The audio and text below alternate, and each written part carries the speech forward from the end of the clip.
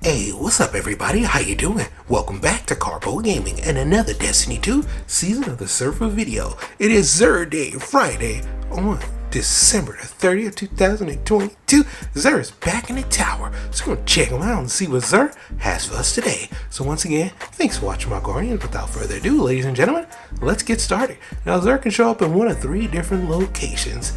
He can show up in the EDZ, on Nessus, or right here in the tower. Today, we're going to check it out and see, and hopefully Xur has some good stuff for us. Let's start off with our illustrious, illuminous, exotic Gram. So you can get out to all those old exotics if you haven't already. Now we have two random rolls, one for the Hawk Moon, one for the Dead Man's Tale. For the Hawk Moon this week, my Guardians, we have none other than Chamber Compensator, Alloy Magazine, Rangefighter, and Polymer Grip, making this a pretty excellent roll for PvE and for PvP. If you don't have it, pick it up and add it to your collection today. Now we also have random rolls for the Dead Man's Tale. Pretty good this week as well. Let's check it out and see what the Dead Man's Tale has for us this week. We got small bore armor piercing round, 4th times the charm, and composite stock, making this an excellent roll for PvE and also for PvP. Now, when it comes to our legendary weapon of the week, it's the Prometheus lens. Comes the intrinsic perk called Prismatic Inferno. Fires a solo trace beam that creates a field of heat energy that grows as the weapon is fired. Sustained damage applies scorch to the target as well, and it is pretty excellent in PvE and in PvP. Pick it up and add it to your collection.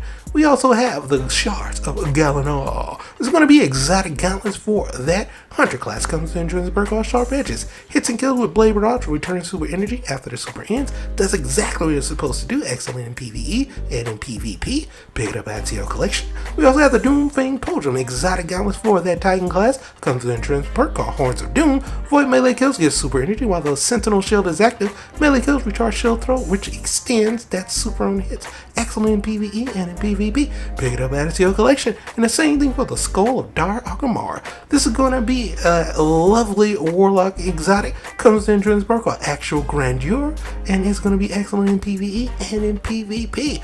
We have the Whispering SLAB for our lovely legendary 580 on the draw time with the accuracy master with some pretty decent traits. Lean more towards the PvE side of things. Not bad at all. We also have the Dire Promise hand cannon here this week. 140 adaptive frame on this bad boy, and it does have high count run, loading holster as well. Not a horrible roll with a stability masterwork. We also have the Escape Velocity submachine gun here. 900 RPM. Hard pass for me, even though it has a rangefinder. Stats is just not there for the escape velocity this week. And also, we have the Timeless Veritex Fusion Rifle. 660 on the charge time, adapter frame, and of course, it's that lovely Future War Core. Not horrible roll on this one, should be decent in PvE and in PvP with a range masterwork. And the fourth, the Sice Shotgun is going to be here with the handling masterwork, full auto loading with Adrenaline Junkie. A little boost on damage, should be pretty good in PvE and in PvP. And we have the Falling Guillotine, one of my most favorite swords in Destiny. Vortex frame, hit that R2, spin around in a circle with the impact masterwork.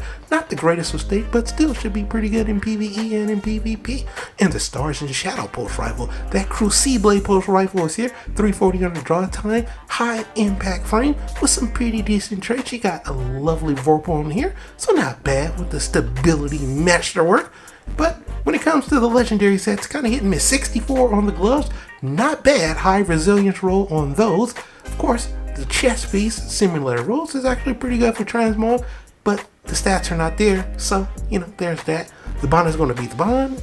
Horrible looking bond. I'm just going to put that out there. Do better.